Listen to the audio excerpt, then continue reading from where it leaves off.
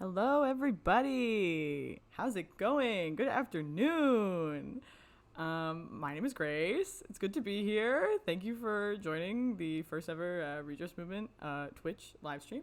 I'm very excited about this. This fulfills a lifelong dream of mine to be a Twitch streamer. So I am over the moon excited about this.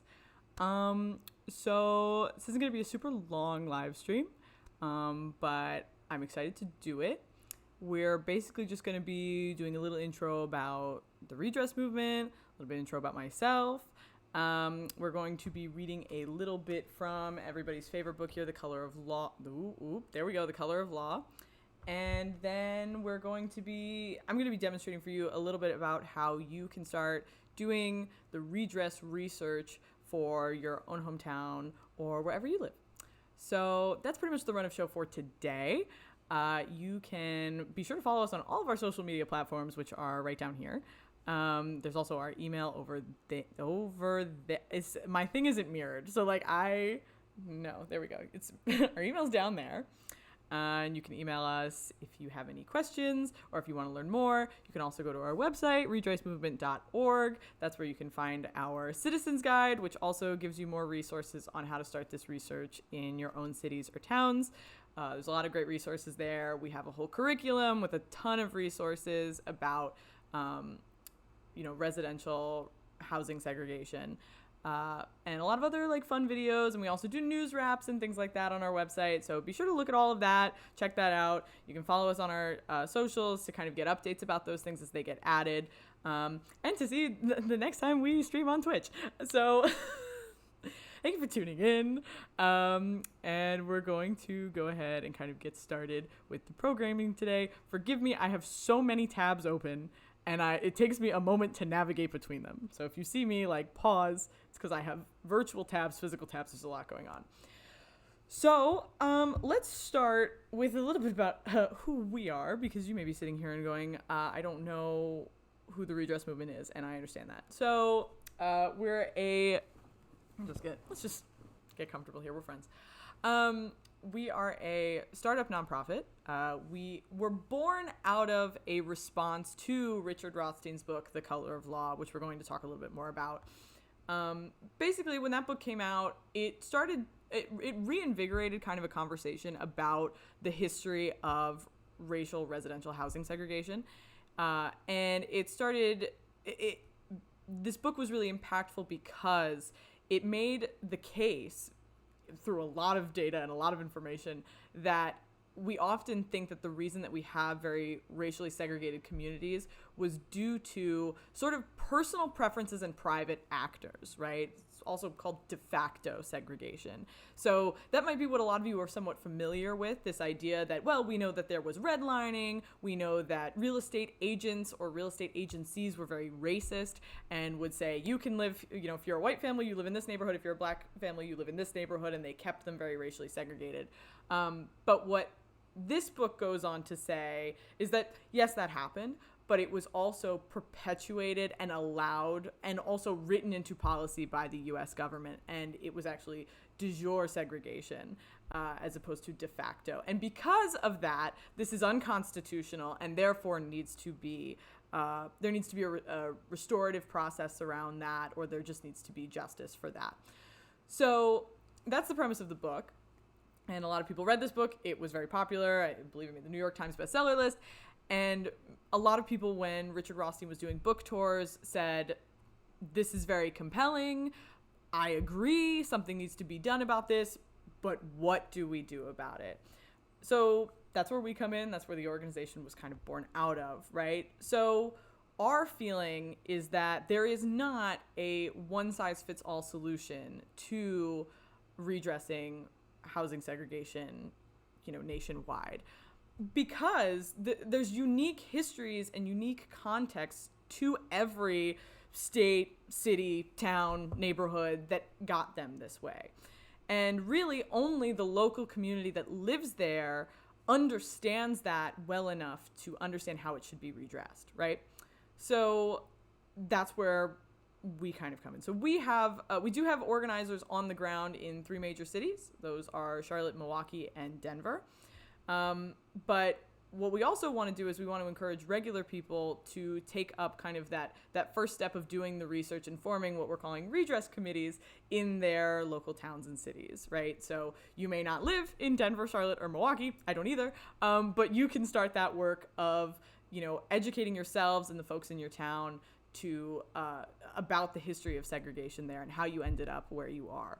So this is really, it's this education step that's so important for changing this narrative that most people have about how our towns became segregated. Because once you realize that it really wasn't just individual actors, but it was actually, the government and these policies put in place, that's when you really start to change the public will around it. And that's how we're kind of going to build that momentum for larger changes, right, at that national level. But it has to start small, and it has to start where you are. So that's a little bit what I'm going to be showing you today, a little bit about how you can start doing that if your curiosity has been piqued. Odds are, if you're not sure, let me just start. If you're not sure if your town or city is segregated, the answer is 99% yes. Now, why or how it came to be that way will be its own question, but I promise you it was not by accident. I promise you that when you start digging through things like if your city's big enough, there might be redlining maps that you have access to, but even just racially restrictive covenants in the deeds of houses. Once you start digging into that, you start realizing there was very intentional separation. Sometimes in cases where there wasn't previously separation, but then that was enforced, right? So yeah, that's pretty much where we're going to start today. I'm going to do a little bit of a reading from The Color of Law to kind of illustrate this. And then I'm going to show you some resources you can use to kind of start this investigation where you are. Also, I want to point out that I think a lot of people might be like, but Grace, like, housing segregation is such a thing of the past. Like, it's over now, right? We don't redline anymore. We don't do block busting anymore. Racial restrictive covenants aren't valid anymore. So, like, why are you still bothered by this? We are way past this. And I understand that sentiment, but I would implore you to think a little bit deeper about it. And I would also argue that the effects of these things, actually I wouldn't even argue, I would just tell you, because you may not know, that the effects of these things are still very long lasting, they still have an impact today, and they're still affecting future generations of people, right? So, an example we're gonna go over, right? We're gonna talk a lot about the racial wealth gap and how, buying a house is really foundational to like building generational wealth. So the fact that people were denied that opportunity, predominantly people of color, were denied that opportunity means that they were not able to build that foundation of generational wealth, and that ultimately created the racial wealth gap we have today, right? So not to mention also just the divestment in certain communities in school districts affects future generations of children and their incomes going forward, which I'm also going to show you with this fun map. So I understand that what I hope to show you kind of through talking today, and I hope you think a little bit further about, is that even though these things that we think about when we think about segregation, right, which is like redlining maps, like, you've probably seen redlining maps like here on the book, right, that show like this neighborhood was deemed as like not worthy of getting loans, or you shouldn't lend to the people in this neighborhood, and usually that was just explicitly racist, and these people you should lend to because they were white. Even though those things don't exist anymore, I want you to see that those systems that were doing that and the patterns are still very much happening today. So I'm going to stop telling you what I'm going to tell you, and I'm going to start telling you it. So anyway, let's get a little bit into the example from The Color of Law. If you see me looking over here, I got a notebook. I don't want to talk about it. Organizers know. You always have a notebook with you always have a notebook you're always writing. So I'm not going to read verbatim from the book, but I am going to be, if you're following along at home, I'm starting on page 12. So this is kind of the opening chapter. And what's interesting about this chapter is it uses the example of a neighborhood in San Francisco. And the reason it uses an example in San Francisco is because if it can happen in a liberal area like San Francisco, then it can and it did happen everywhere. So I think this example is really good because it's general enough that you kind of get the overall idea of what was going on. But it goes into the specifics of kind of the mechanisms in place. So you can kind of apply this general pattern to a lot of different cities, even if the mechanics were a little bit different in different places. So we're focusing on the neighborhood of East Palo Alto in San Francisco, as I said. So there was an increase in jobs available in East Palo Alto, which obviously encouraged African Americans who were seeking those jobs to move to the area, right? But developers wouldn't build for them, wouldn't build neighborhoods for them. This was in like the 1950s. And California state licensed real estate agents wouldn't show them houses in this area, right? So there was very much an effort by both the developers who were depending on federal government loans and state licensed real estate agencies to not sell to black families in the East Palo Alto area, right? But then in 1954, one resident from this whites-only area sold their house to a black family. So then the California Real Estate Association stepped in, set up an office in East Palo Alto, and began to sort of fearmonger white families into selling their homes. So what they would tell them is, now there's going, this is going to, the fact that all these black families are moving here, this is going to decrease your property value. You should get out now while you still can before you lose all the money you've put into this home, right? So they would panic, sell their houses, right, at discounted prices to agents and to speculators, right? Just, I got to get out of here, sell it for whatever they can, and get the heck out of the neighborhood, right? So now these agents are picking them up at a discounted price, right? Which is hugely beneficial for them financially. Now they turn around and actually advertise these homes to African Americans and people of color who were moving here for jobs, and advertise it with like, these are for you, right? So, and now because these folks are now like kind of desperate for housing to get these jobs and to move here, right? They're willing to buy these homes at inflated prices, right? So just for clarity's sake, the real estate agent bought it for low and are now selling it for high based off of a demand.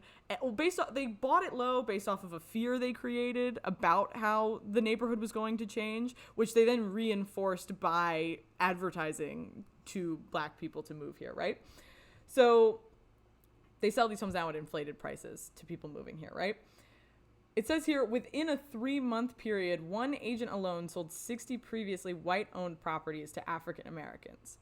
Now, normally, if it was a whites-only neighborhood, a real estate agent would actually be sort of blacklisted if they sold to a black family in that neighborhood, right?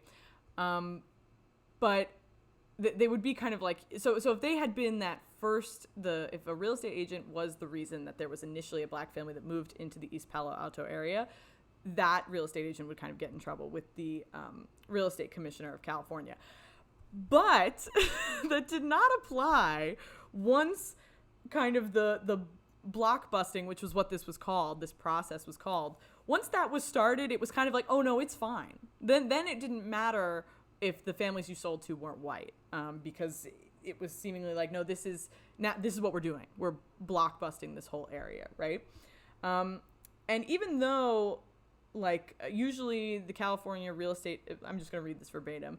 The California Real Estate Commissioner refused to take any action on blockbusting happening, asserting that while regulations prohibited licensed agents from engaging in quote-unquote unethical practices, the exploitation of racial fear was not within the real estate commissioner's jurisdiction. So this basically meant that that real estate agents could use this as a means to kind of turn a whole neighborhood if they saw the opportunity to create a profit there. I'm just like, yeah. And this harms everybody, right? Because this doesn't just harm the people who are coming in now and buying at overinflated prices, but it also harms the people who are already living there who now have to sell at like way less than what their house is worth because they're being fearmongered out of it. This also should go against that idea of like, oh, it's people's preferences, right? Like people maybe didn't want to sell their homes, but they're being told, and you have your whole life invested in a home usually, right? So if you have your whole life invested in a home and you're being told you're about to lose all the money you have in this house, you're probably going to sell it, even if you wouldn't have moved otherwise, right? And obviously being forced to buy at inflated prices, nobody wants to do. But if that's the only options available to you and you're not being shown anything else, you don't have a lot of options. So yeah, the board was very encouraging of this. They did not have a problem with wholesale blockbusting. They were like, yeah, go ahead.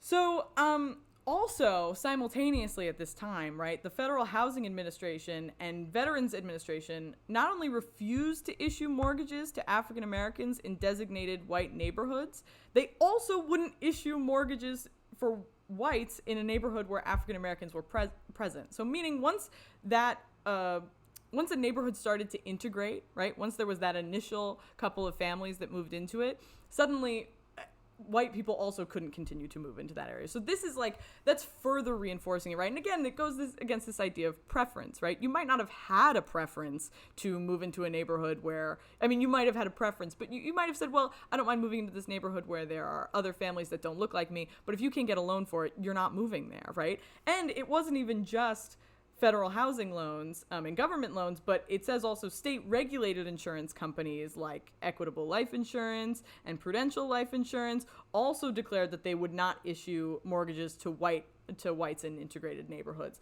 And state insurance regulators had no objection to this stance. Other banks had similar policies, also with the consent of federal banking regulators. So it goes the whole way, right? It goes all the way down from the federal to the state level. From insurance companies to banks, you're not getting a loan if you're a white family trying to move to this neighborhood.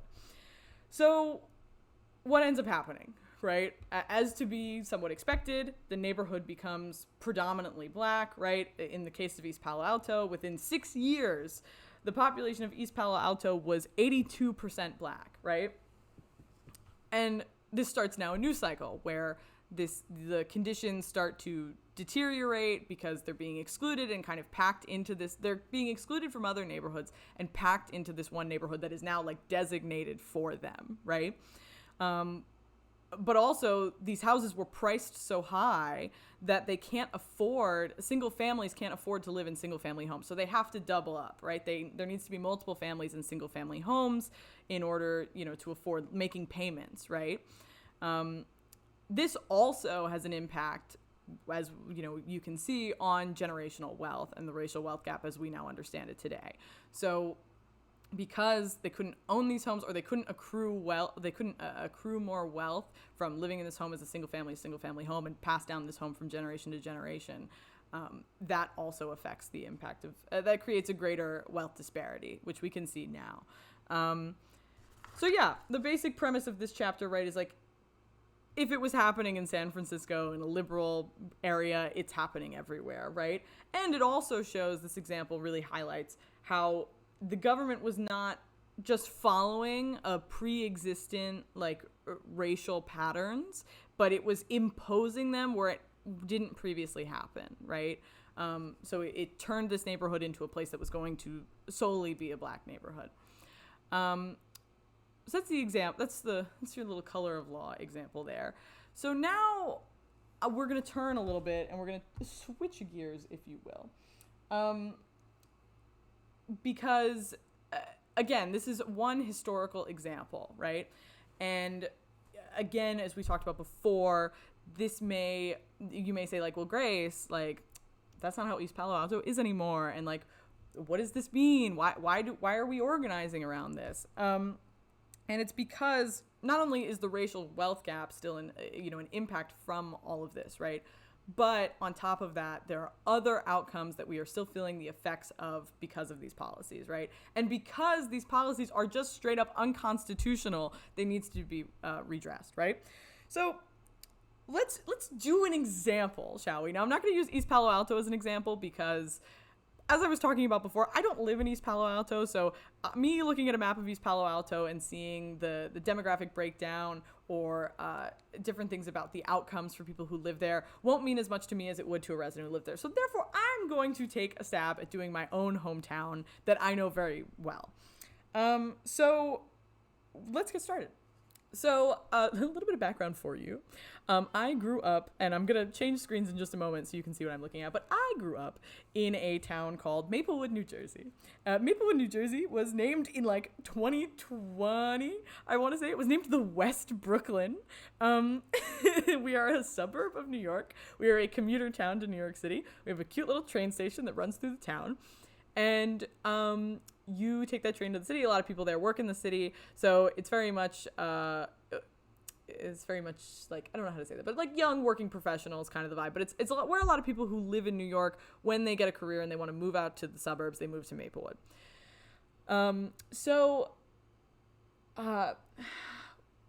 I always, Maplewood is very liberal, very progressive. They really pride themselves on being, quote unquote, very diverse, and being kind of a stigma-free town.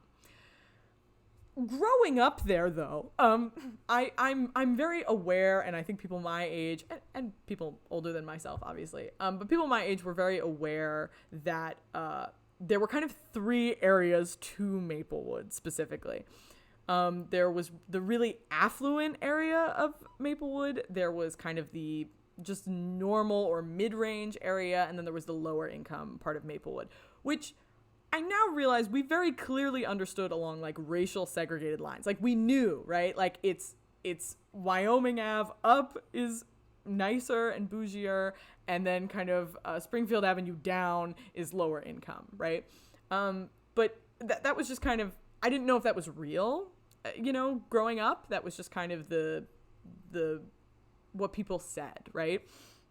So my town also, for geographic context, is kind of situated right in between. On the west side, you have some very, very affluent areas that are predominantly white, but like very, very affluent. And then more on the east side, you have Newark, New Jersey, and getting more towards like the Newark and Camden areas. So they're much more lower income, predominantly black. So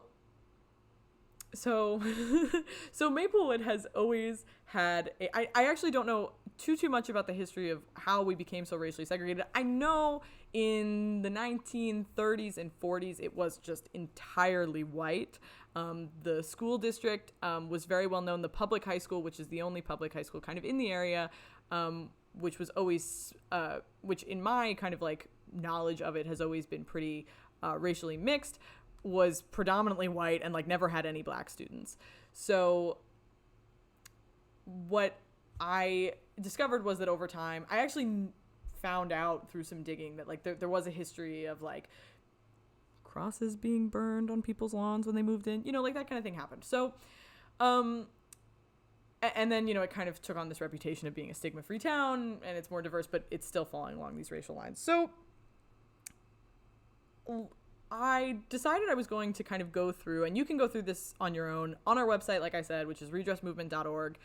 We have a citizen's guide, which helps you start to go through the process of researching your own hometown. So I was like, cool, let's try this out. So one of the first things that you, let me switch gears here.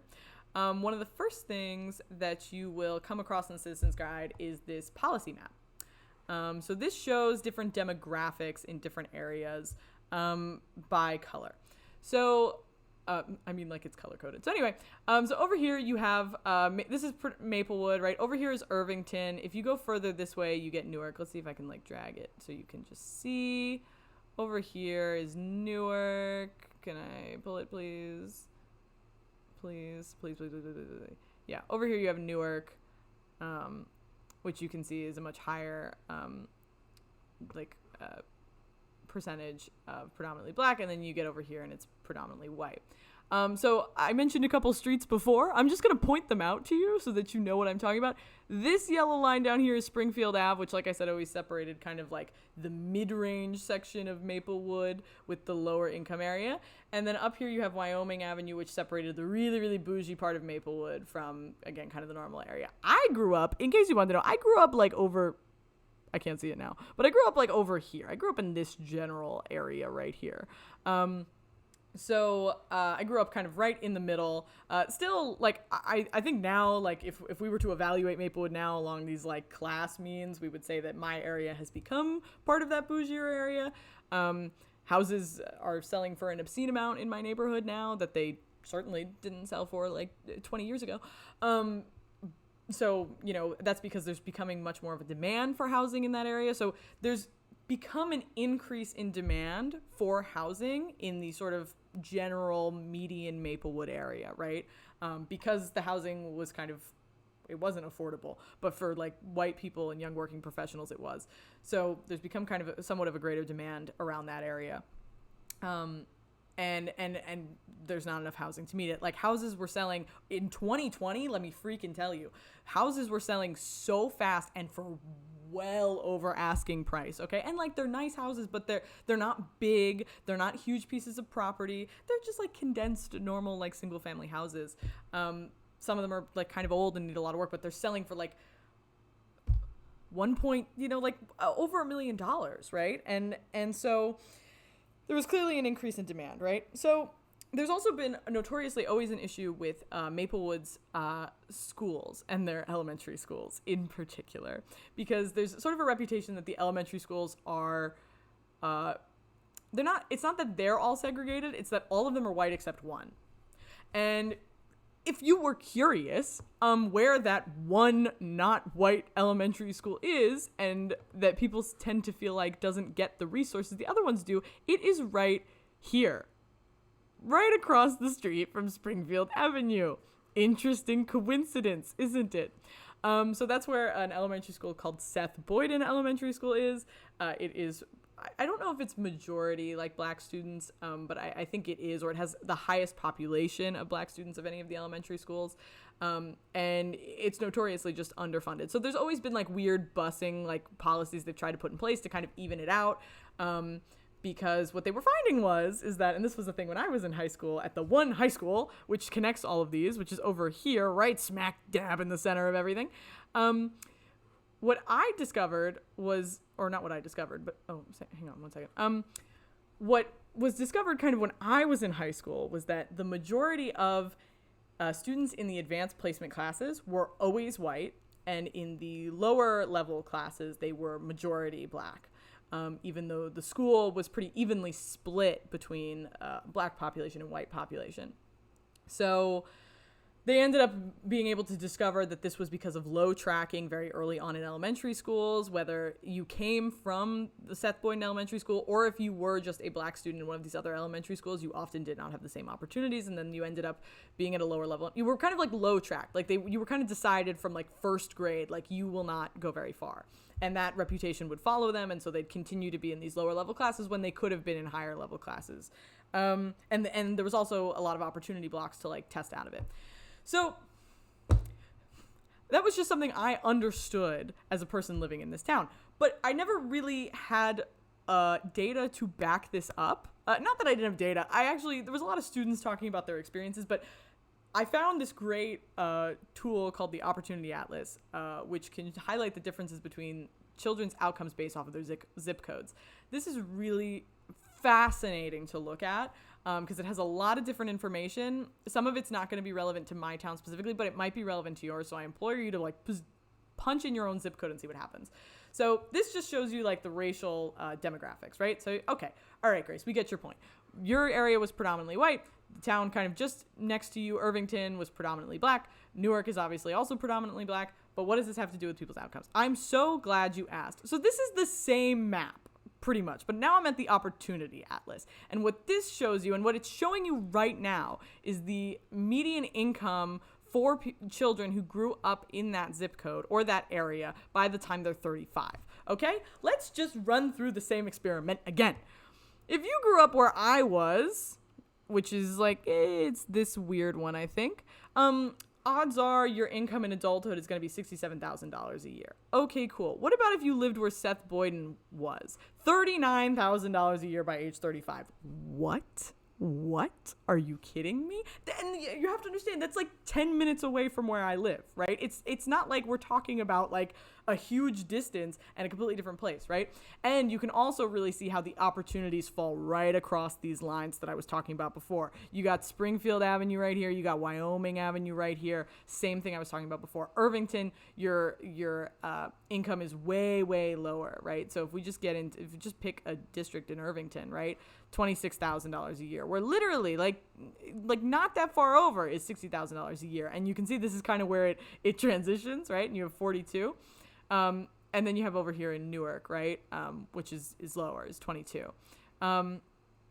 So this website shows a ton of different interesting characteristics about different towns, right? So you can see the median rent, right? So the median rent over here is like $1,200 a month, right? Whereas over here it's closer to $3,000 a month, right? Over here 1.5. So it's interesting to see how these things play out, right? And there's also incarceration rates information and teen birth rates, which aren't really that relevant here as far as Maplewood is concerned, but they might be relevant where you are. So I encourage you to just like play around with all these tabs and see what comes out. So the point I'm trying to show here is, right, like, so we have this history of segregation in our towns, right? We know that people were kind of pushed out of Maplewood, or were maybe not allowed to buy in Maplewood. Black families weren't allowed to buy in Maplewood, or they were just like intimidated the heck out of not living there, right? So they didn't, right? And they probably moved to towns like Irvington, right? Or they moved to Newark, and they were packed into these areas. To the point where also now you're seeing disparities in the disinvestment in those communities, right? And you're seeing disparities in the outcomes of children just because of the place that they live, right? Which is completely out of their control, and shouldn't even make sense. And it goes so far as like just being across a street and being part of a different elementary school is dramatically impacting your income. It's almost cutting your future income in half, right? And this is due to a lot of other factors as well, right? In terms of just like the resources that school has and then the discrimination you may have faced and blah, blah, blah, blah. Okay. But I know what you're thinking, which is that, okay, Grace, this is terrible and this is bad. But how does this at all relate to what we were talking about before with the cycle kind of that happened in East Palo Alto? I will tell you, because even though you may think that, we're not redlining anymore and there's not the block busting that happens, something wicked this way comes, okay? There is a similar mechanism that is doing the exact same thing, and it just happened. So I was informed about a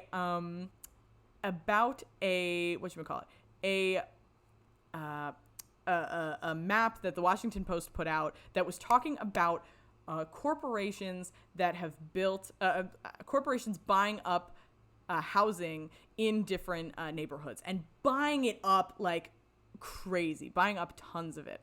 And so, it was Reggie on our research team. Shout out to Reggie. He sent me this article and he was like, when I looked at it for cities that I didn't live in, I didn't really know what I was looking at. But as soon as I looked at Milwaukee, which is where he's from, he was like, I completely understood it. And I was like, bet, I want to know if they did a city near me. And they did Newark. So I was like, okay, cool. I can see Maplewood in comparison to Newark on this map. If you have a subscription to the Washington Post, you got to check out this article. But I'm going to show you a little sneak peek of it. So, okay, remember this map in your head. Remember the map we're looking at right now, okay? You have Maplewood, which, as I said, there's becoming an increase in demand for housing in the blue part of Maplewood that you're looking at, which is obviously, like, gonna, encroach on other areas around it because there's only so much housing. There's only so much housing that can be built, right? So they're gonna have to start building out and encroaching onto other areas. Guess where they're encroaching onto? So the dark red you're looking at on the right, you can see there was not much housing bought up in Maplewood, probably because there wasn't much to freaking buy. But you can see where they did buy up.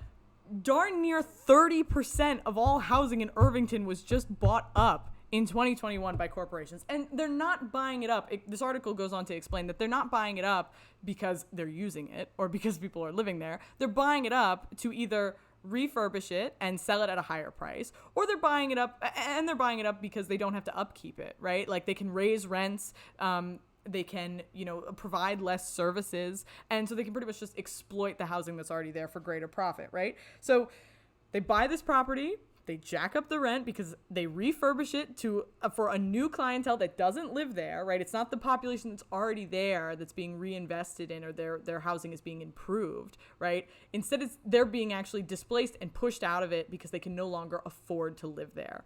And so they need to find a new place to live. So either they get packed more into like Newark or they get pushed out into another city.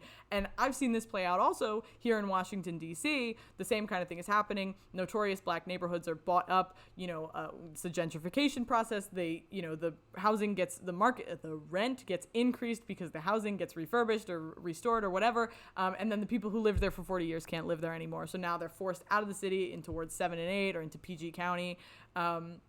So they're pushed out into the suburbs pretty much.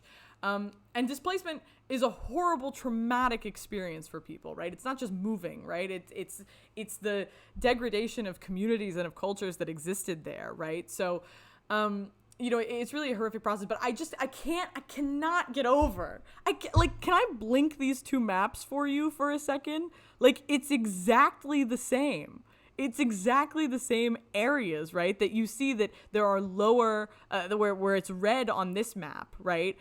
Where there's lower opportunities, where those communities are being, divested, right? That's where they're being bought up at low prices, right? So that they can extract the greatest amount of profit from it. So this whole thing is just wild. Like, comparing these maps is like literally insane because you see these lines so clearly. You see how it's affecting the next generation of people and affecting their ability to accumulate wealth generationally, right? Which is only further perpetuating that racial wealth gap. So I'm going to wrap up in just a moment. But what I'm saying all of this to say, right, is that I know that redlining, redlining maps are kind of historical documents. I know that racially restrictive covenants, if they still exist in the deeds of your houses, which they very well might, you should check that, they're not valid anymore, right? They can't be enforced anymore. They're not being enforced anymore. But the mechanisms which are at play, which are creating either greater obstacles to home ownership for people of color and easier opportunities for white people, and also separating them by races so that this neighborhood can remain very affluent and be a nice, well-invested neighborhood, and there won't be resources attributed to the other one, which only perpetuates the problem of the racial wealth gap. The mechanisms that do that are still very much happening, right? And that is why it is all the more pressing that these things be redressed in the eyes of the law, right? And that's why it's all the more important that there is restitution, right? And this can look like a lot of different ways, and there's a lot of different options available that we can talk about in a later live stream. I can only do so much in an hour, people, okay? I can only do so many things. There's a lot of info to go through here. But there's a lot, but it starts where it all starts is you doing exactly what I just did today, but for your own zip code, for your own neighborhood, for your own city, right? And you might really learn a lot. You can also just start talking to people in your town who have lived there for a heck of a long time. They know a lot. They understand a lot about what's going on. They're worth checking in with and seeing, how do you remember things changing? How do you remember things looking when you were a kid, right? That was a huge resource for me, is that I knew a lot of people who lived in Maplewood for a long time, My dad lived there in the 60s. I had a family friend who lived there in the 40s, right? She was a teenager there. She went to the same high school as me, but at a very, very different time. And the high school looked completely different, right? So all that to say that the start is you educating yourself, and then you educating your neighbors, and you getting your neighbors to dig deeper, and all of you learning together, and then deciding, okay, now that we know all of this, if you are one of those people who read The Color of Law and you are now saying, what do I do about this? This is the what do you do about this part. And it's up for you to decide and for you to figure out, with help, of course, because we're here and we're happy to help brainstorm those kinds of things. And, if it gets, to that point, you might have an organizer on the ground working with y'all, helping you figure these things out, right? And brainstorm what a restitution could look like. So let me switch back to, let's take away this map, even though it's so compelling. Now you're stuck with me. So once again, this has been, kind of a little introductory to what we're doing. I'm going to say a couple more things before we close out. which is that, like I said, all of these resources and many more are available on our website, theredressmovement.org. You can also follow us on our social medias down here to get updates about the things that we're doing. There's some fun graphics up on our Instagram and Facebook. Oh, I don't have Facebook down there, but we're also on Facebook, the Redress Movement on Facebook. Anywhere that you see the green R that's over there, that's us. You know where to find us. You can find some fun graphics about why we have started working in the 3 cities that we're working in, just to give you a little context on them, because I'm probably going to spend some of these streams talking a lot about them since they're kind of our national campaigns that we're working on at this time. And if you find anything fun about your city or town, please tweet at me. Please tag us on Instagram. Please tag us on Facebook. Please email me. Any way you can tell me anything fun you found, I am down to hear about it, because I want to know what's the tea where you are. Just like I have given you all of the Maplewood tea that you never ever needed, but now you know. And there's probably an even more interesting story where you are. That being said, thank you so much for tuning in today. If you are watching this in the future, how is it out there? And that's pretty much all that I have for you today. Another fun thing you can do, if you haven't already, I will be kind of referencing this book pretty frequently. So if you want to kind of read it, start a little reading group with your book club. Also tweet at me, let me know that you started a book club about the color of law. I would love to hear more about that. And if I said any terms today that you have no idea what I was talking about, I implore you to go on our website and check out our vocabulary page. It is very helpful. It has a lot of definitions and a lot of examples of things like blockbusting, redlining, and there's just also a ton of other resources on there too under our curriculum page. Some great videos, podcasts, articles, however you like to consume information, we have an option for you, and it's a good way to kind of catch yourself up to speed with the movement and what we're doing. So with that, I'm gonna get going, but thank you so much for tuning in, and I will see you in the next one. Take care. Be well.